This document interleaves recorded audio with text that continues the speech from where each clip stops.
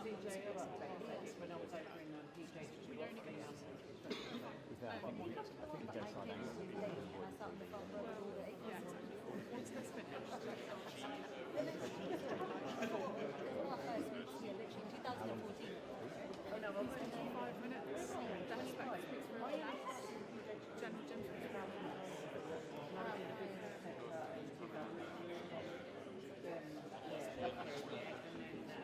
down to no, not in PHQ until 2020, a year of IWC.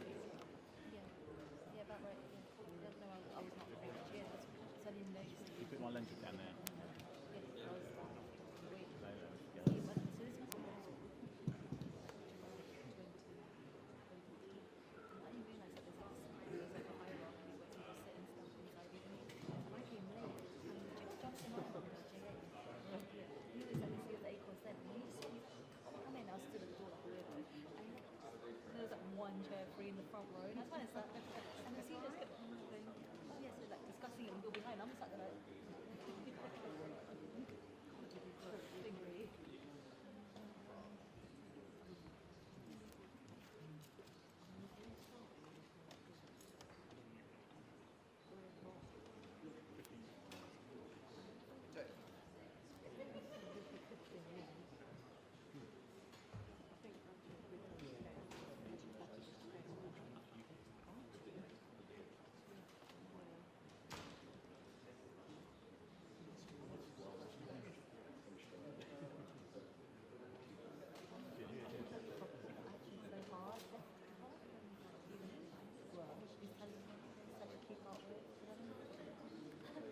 Well, when I was back in 2000, when I was I went to like the Millennium Games, and you could pretend to be like a music. That's like reading the first few sentences, and I'm like, I don't know what that word means. I can't read fast.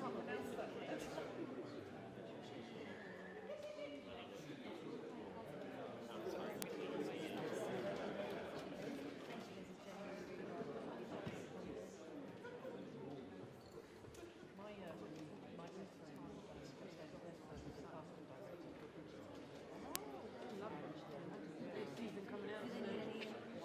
Oh, I know, I say it to him.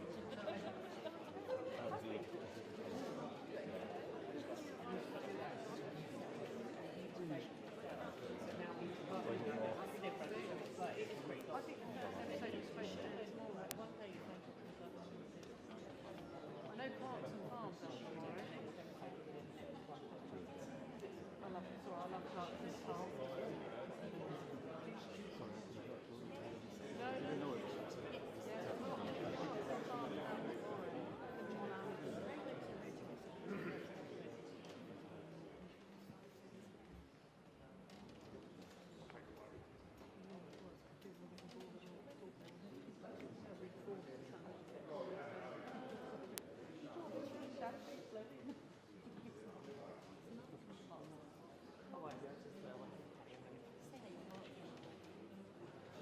I mean, my claim to the review.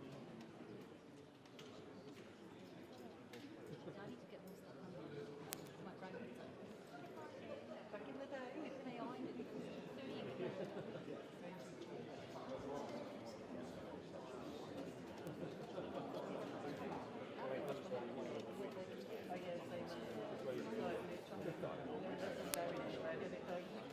Mine's too much. Dry shampoo didn't stick to it. Is that what? Well, I tried it. My hair. All happy about it. Yeah, I only see stuff like that. Sometimes definitely good. My hair was like beyond like how I was thinking. I was like, accept that it looks like this. Exactly like this is all this kind of a thing now. So I'm going out on Saturday. I literally go back for that sleep milk until Saturday. Yeah, I wash it. because I don't have an actual social. This is not really like. I'm going to face with it. If I close the bathroom door, like she's doing she's standing at the front of my door. And I'm like, that was really weird. I'm not expecting it. She really is experiencing it. I'm like, oh,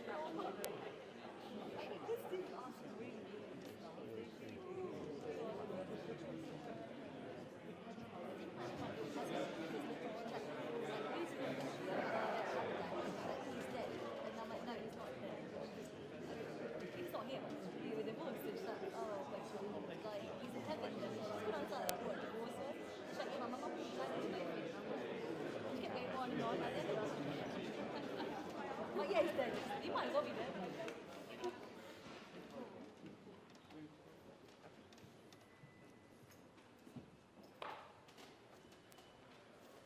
Good afternoon. A few moments ago, I signed a deal with a US base on Diego Garcia. This is absolutely vital for our defence and intelligence, and therefore for the safety and security of the British people.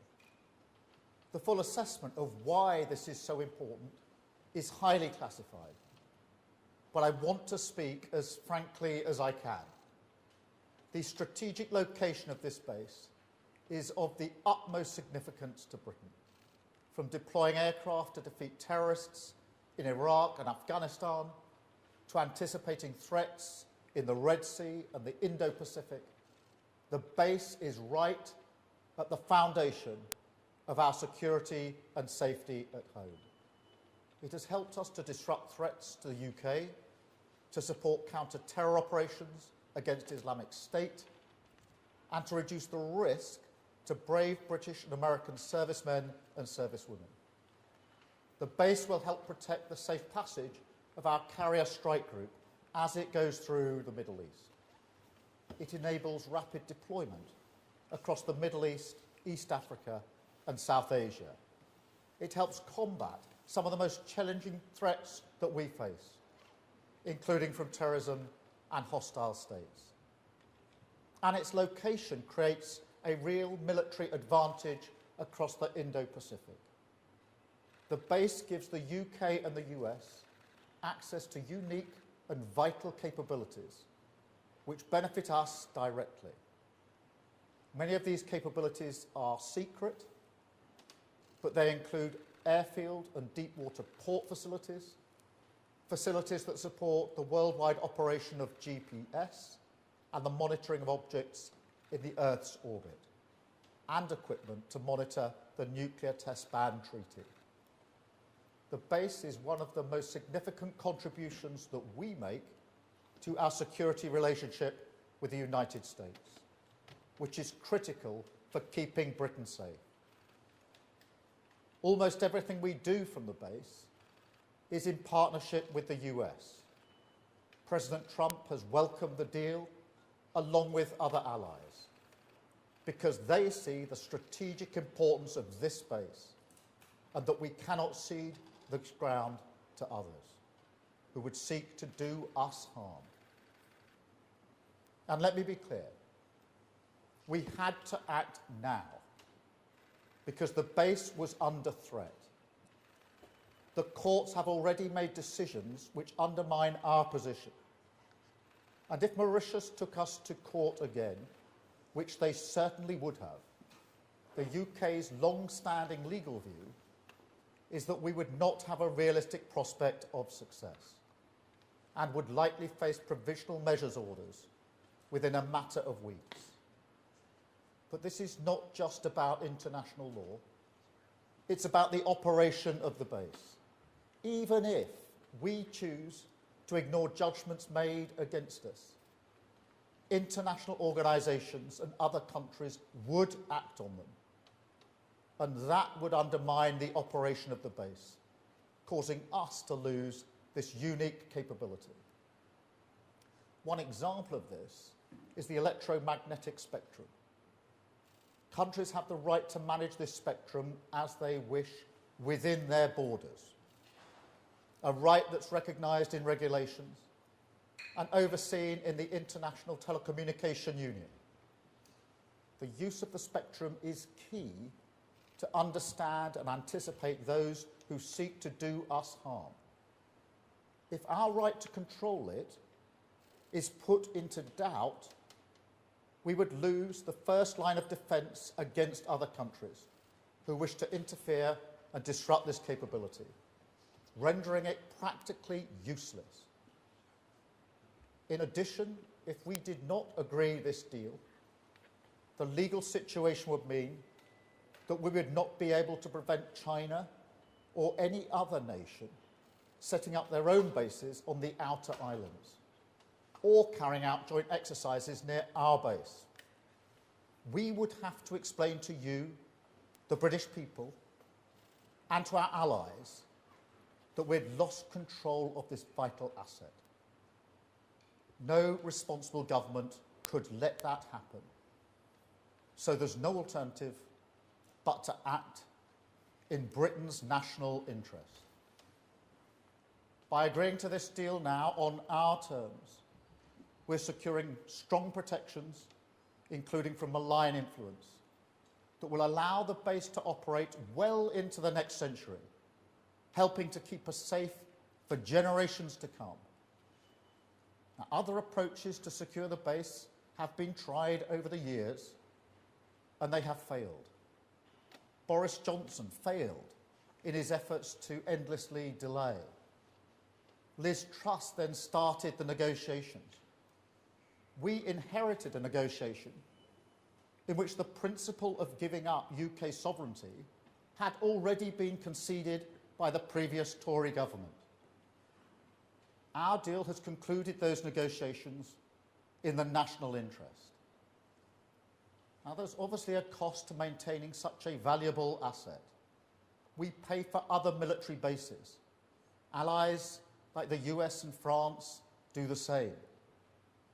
This cost is part and parcel of using Britain's global reach to keep us safe at home. And it will be less than the cost of running one aircraft carrier for a year. Today's agreement is the only way to maintain the base in the long term. There is no alternative. We will never gamble with national security. So we have acted to secure our national interest, to strengthen our national security, and to protect the British people for many years to come. Thank you. Now let me hand over to the Defence Secretary and then to General Hockenhull to say a few words. Defence Secretary. Thank you, Prime Minister. As the world becomes more dangerous, the Diego Garcia military base becomes more important. But I want to underline the urgency and uncertainty over the future control of this UK base. Within weeks, we faced new legal rulings which would weaken the UK's full operational sovereignty over this base.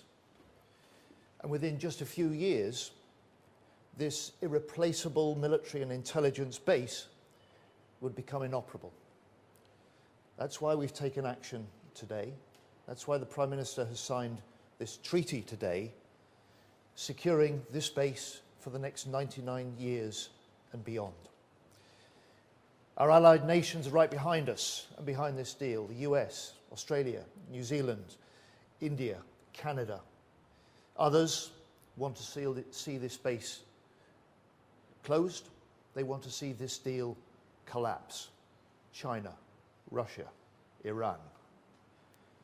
The value of this deal is beyond doubt. Full control of Diego Garcia for the next 99 years and beyond. Full control and protection of the electromagnetic spectrum, that priceless intelligence, communications, sensors, radar. A strengthened buffer zone so we can control the seas and the skies immediately around Diego Garcia, and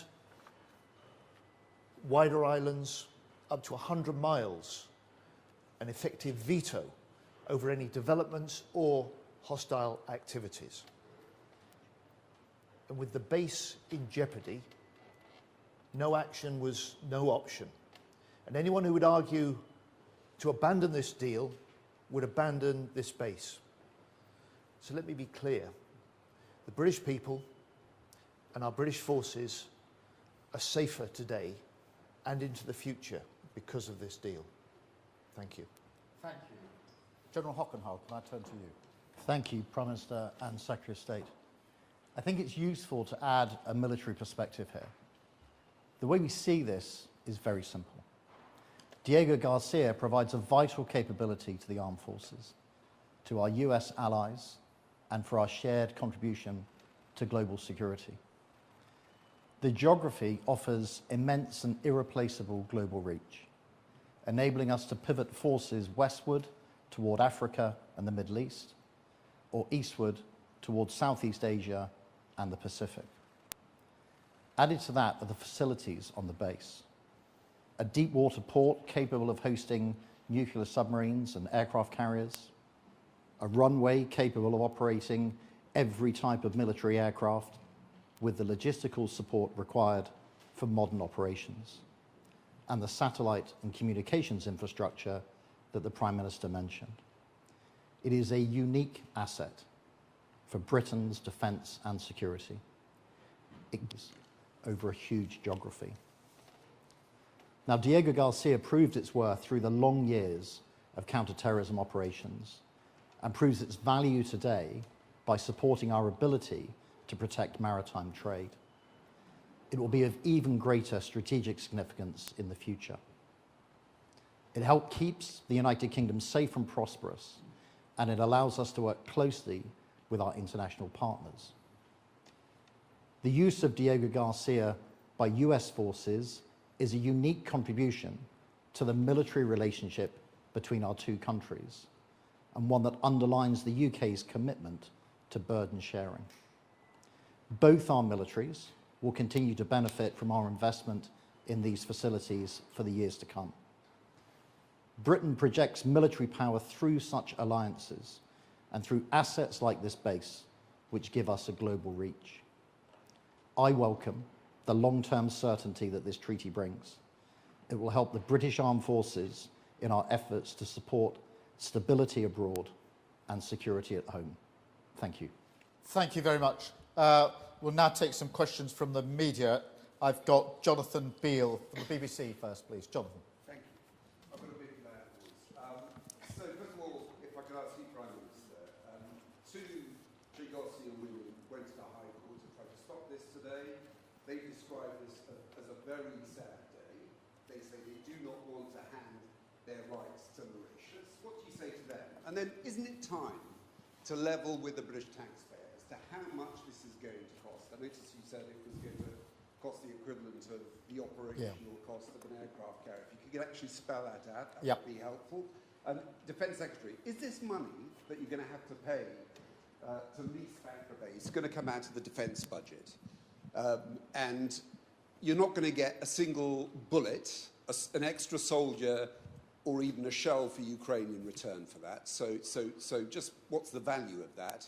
And then General Jim, if I can just ask, a quote back to you from Jack Watling at RUSI. The UK has ceded strategic ground when it did not have to and has got nothing in return. Thank you. Thank you very much. On the Chagosian challenge, obviously the fact there was a challenge delayed the signing, but in a way was a good thing, because a court has now heard the arguments for and against and come down conclusively in the High Court in favour of the government argument that was put forward this morning. So that challenge was made. That challenge has now been determined in our courts after legal argument, and that's the right way to determine it. Well, they made their case. I mean, there are different views, which I understand in different parts of the community. But the challenge that was put to us was made in court. The court heard the matter this morning on legal argument and came to a firm ruling in our favour. On the question of costs, the cost of this is an average per year cost of £100 million, £101 million a year is the average cost. The net overall cost is therefore £3.4 billion overall. That's over the 99 years. That is, as I mentioned a moment ago, the average 100 million per year is about the same or slightly less than the running cost of an aircraft carrier minus the aircraft. Now, given the significance of this facility, both the geography and the capability, you can see that as measured against an aircraft carrier running costs, that this is very good value for money. I should also say that it's very similar to arrangements made by other allies, the US and France, in relation to the bases that they lease and make arrangements for as well. So it's in keeping with those payments. Can I also, just before General Jim comes to this, just begin to answer the question you put to him, that did we have to do this? And the answer to that is there has already been an advisory opinion against the United Kingdom. All the advice, and nobody disputes this, is that should there be further legal proceedings, they're going to go against the United Kingdom. That before that happens, there will be interim measures taken, orders put in place. And even if the United Government took the view that it would not comply with its international obligations, which would be a big step, others will. Other countries and other organisations. And that means, in terms spelt out, that within months there would be interference with the capabilities at the base. Interference physically, but also interference with the sophisticated capabilities there, including spectrum as an example. And given the importance of the base for our safety and security, the safety and security for our allies, and the relationship that we have with the US, which is this an essential part of, no Prime Minister would allow that to happen. And my first duty as Prime Minister is to keep this country safe and secure. And no Prime Minister with that duty would allow this facility to be at risk, which it would be if we didn't sign this treaty. Thank you very much. Can I add, the last government recognised the jeopardy of British control over Diego Garcia. That's why, as the Prime Minister said earlier, they conceded the principle that negotiations were necessary. They conducted 11 rounds of negotiation before the election. They failed to do a deal. We picked up the challenge, we picked up the negotiations, we toughened the terms and the protections and the control that Britain can exercise through this treaty, and within 10 months we've landed this deal that the Prime Minister has signed today. Now, on the money, this is an essential investment in our national security. It's less than 0.2% of the defence budget. It means that we can invest to strengthen our armed forces to face down the increasing threats that we face.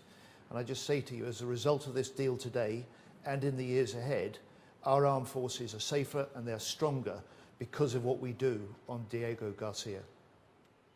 And just before I pass to the General, can I just add on this question of why did you have to take this measure? It is worth reminding ourselves who is in favour of this treaty, this deal, and who's against it.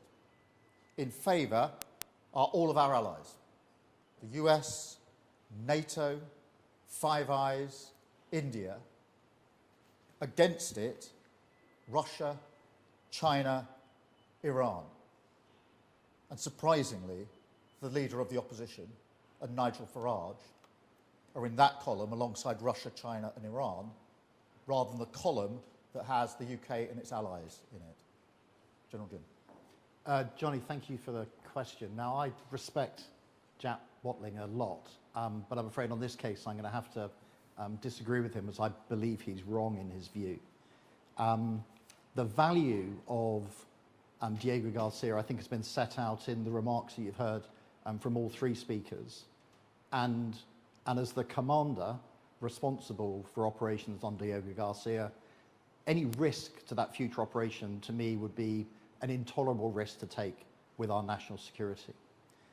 And I think that that risk would manifest itself in our capability to operate being eroded in the very near future. I think it would be downgraded, it would be degraded significantly over time. And ultimately, we run the risk of losing control. Now, I think that risk would be intolerable. We must have long-term assurance and control. There is no other viable option to provide that assurance and control. And the irreplaceable, vital, and in many ways priceless asset that Diego Garcia is, must be guaranteed for us to be able to continue our operations. It's an essential element of our fighting power. Thank you very much. I'll go to Catherine at GB News now. Catherine. Catherine Forster, GB News. Prime Minister, what do you say to people who can't understand why you can find 100 million a year, billions over 99 years, but you can't find money to support people with disabilities? and you were a human rights lawyer. You're having to make this deal because of an international legal ruling.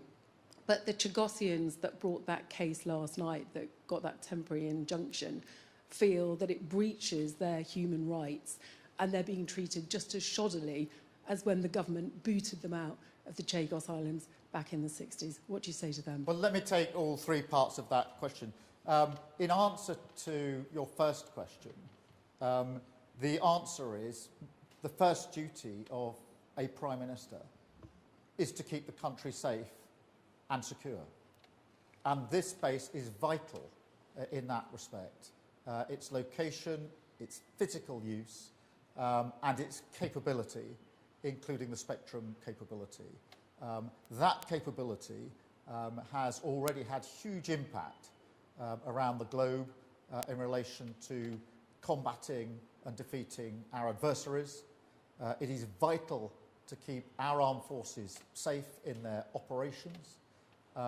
And it is, as I say, measured against other defence spend, it is year on year less than the cost of running an aircraft carrier minus the aircraft. And so it is really important that a Prime Minister doesn't shirk when it comes to national security. That is the number one duty and responsibility of any Prime Minister. It is a duty and responsibility that I take extremely seriously. In relation to legal rulings, true, there's already been an advisory opinion against us. And true it is, but for this treaty, there would certainly be further legal proceedings leading to binding judgments with interim orders on the way, which would be put in place in a number of months. Now, even if I stood here and said to you, the UK government would defy international law, which would be an extremely unusual position to take, others won't. Other countries and other organisations. And that means the risk of interference with the capability is there because of the action of others. And once that uncertainty comes into place, then that means the ability to control physically interference with the base, to control interference with things like spectrum, is immediately in place, which risks the capability of the base and puts it at risk within a matter of months. Nobody knowing the capability of this base and the importance to us and to the Americans, nobody who's looked at this in any detail would ever put that capability at risk. So yes, there's an international law question here, but my decision is actually based on our national security and the action of others, and faced with advice that that capability would be lost in a short period of time because of legal uncertainty, and knowing how important the capability is, that's not a decision that I or any responsible Prime Minister would ever take. And anybody who argues the contrary, in my view, is not fit to be Prime Minister. On the question of the Chagosians, look, there are different views amongst the community, but there was a legal challenge, and that argument had to be made. And in a way, I'm glad it's made, because now it has been aired, now it has been heard, now it has been argued in court. But what happened at 12:30 today is we got the judgment of the High Court, having heard the arguments, and that judgment was in favour of the government. Thank you. I've got David Shepherd from the FT. Thank you, Prime Minister. David Shepherd from the Financial Times. Forgive me for asking a little bit more on the numbers around this. You've spoken of 101 million average over 99 years and a total cost of around 3.4 billion. A lot of the journalists here are asking, if you times 101 million, you get closer to 10 billion. Yeah, can I deal with that straight away? That is the net cost, and the reason it's put in those terms is because that is how the government accounts for it, it's how the OBR counts the cost, and it's the way public sector projects are measured. In other words, what's the net cost today? And that is £3.4 billion. Obviously, over time, with inflation, then that is the net cost. But this isn't a way of presenting it for the purposes of this particular project. That is the way that governments present an account for public sector projects. It's the way the OBR takes account of them when they're doing their assessments. And whether it's defence and, in fact, nuclear, that net cost is the cost that's used, which is why the figures are presented in that way. The 101 million is the average rolling over the period of the lease, which is 99 years, extendable by 40 extra years. Having got the maths out of the way, can I ask my actual question? Given the vital importance of this base, not just to the UK, but to our allies, will we be asking allies like the United States to make additional contributions towards the payment for the base? Yeah, let me deal with that directly, because this is a capability that is of vital use to both the UK and the US. And we obviously have, in relation to the US, a special relationship on defence and security and intelligence sharing. No two countries share intelligence in the way that the UK and the US does. In relation to this base, which we both make huge use of, we are paying under this treaty in the way I've just set out. The US is paying the running costs of the base, which are much greater than the cost that we are bearing. And therefore, there are different contributions to different aspects, if you like. We are paying under the treaty in the way that's set out. The US are paying the running costs of the base, which are far greater than the cost that we are bearing. Together, there is obviously that shared interest in the base, a vital capability for both of us. Thank you very much. And I've got Claire Sadler from BFBS. Hi. What would you say to UK military personnel who are either stationed there or passing through there, who might be concerned about the change in the dynamics in the region? And also, what guarantees are there that any military operations are going to be able to continue totally uninterrupted? Well, the message would be, whether it's merchant personality or any other personnel, is you are safer now as a result of this treaty, because the uncertainty would have led to a potential compromise of this facility. So it is really important. In terms of military personnel, this base, this facility, has been used to protect our forces many times over. And by securing this treaty, this deal, it is now fully in place to protect them for 100 years, generations, with an option to add another 40 years to that. And as the Defence Secretary set out, not only the base, but the outer islands come under this treaty, and an ability to control what happens up to 100 nautical miles from the base. So in terms of the protection of our military, our armed forces, our service personnel, this ensures that they have the maximum protection wherever they may be, in just the same way as we had before. And that is amongst the reasons that was uppermost in my mind when I took the decision that I did, that this was vital for our national security. Thank you all very much. Thank you.